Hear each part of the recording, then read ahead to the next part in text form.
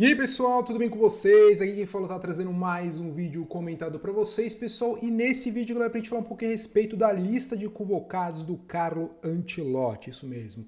O novo comandante da seleção brasileira desembarcou neste último domingo e já nessa segunda teve a sua apresentação, inclusive com a menção dos jogadores que irão compor os jogos de Equador e Paraguai, tá? E aqui tem algumas surpresas muito interessantes que a gente vai discutir a respeito.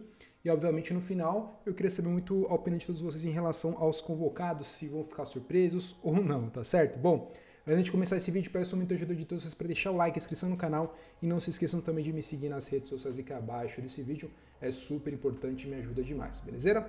Bom, senhores, então se bora pro vídeo, pessoal, falar um pouquinho sobre Carlo Ancelotti, que enfim foi anunciado como novo treinador, recebeu boas-vindas ali de Felipão e tudo mais.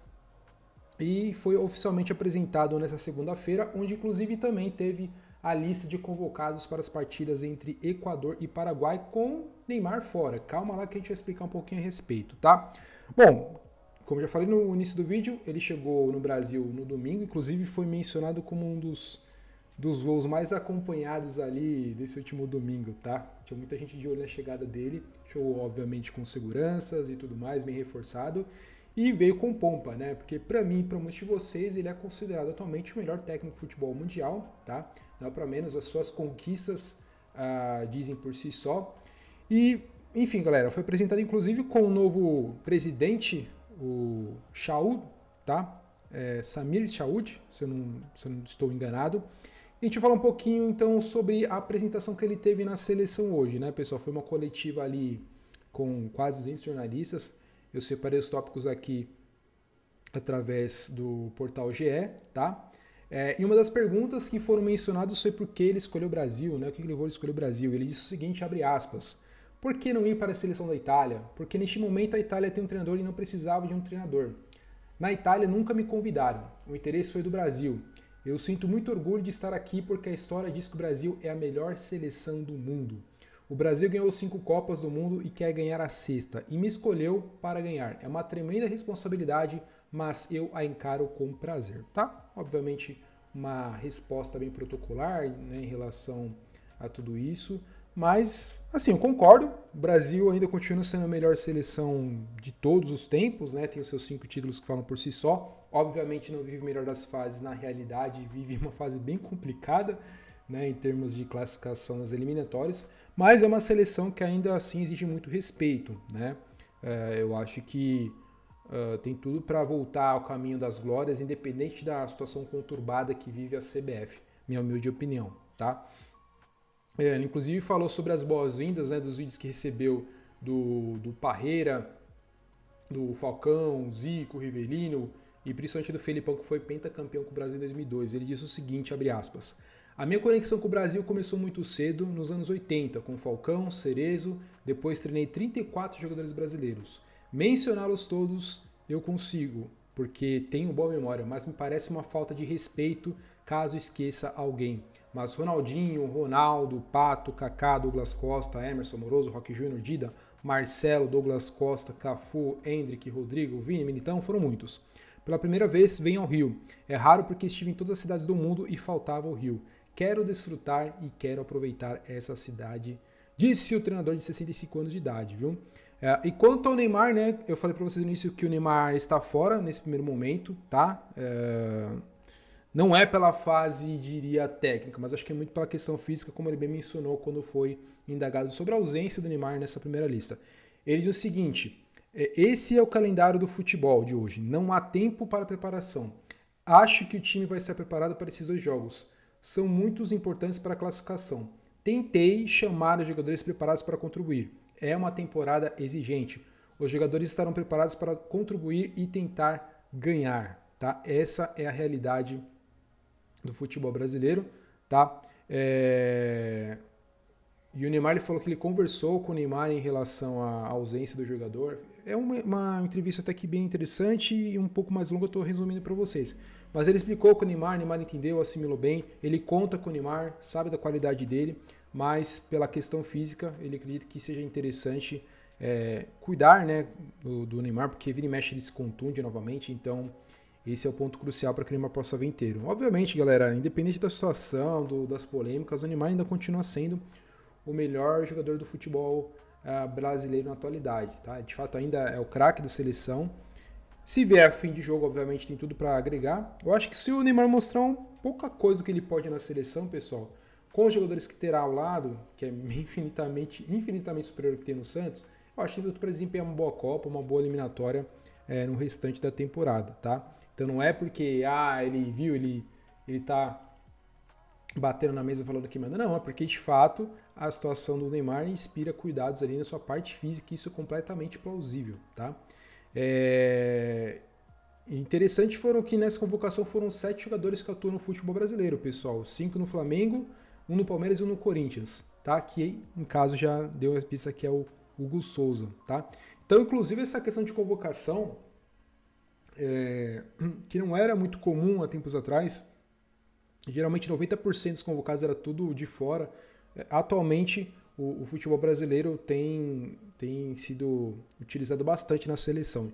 Inclusive, ele falou o seguinte na entrevista mencionando essa questão dos números de convocados. Ele diz o seguinte: os jogadores se conhecem, todos podem assistir a todos os jogos. Nós, logicamente, quando se está no clube. Na Europa, os times europeus,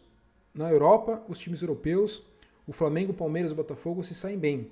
Nós poderíamos jogar com o Botafogo no Mundial. São times acompanhados. Tem pessoas que trabalham aqui e olham. O que eu farei durante esse período é ficar mais tempo no Brasil para conhecer a estrutura do futebol brasileiro, os times, jogadores, treinadores, e também quando eu estiver um pouco nas férias, né? Porque eu quero ter férias, gosto de aproveitar o Rio de Janeiro, que eu não conheço. Eu não vou dizer que vou trabalhar 360 dias no ano, mas alguns dias de férias eu vou tirar para aproveitar o país.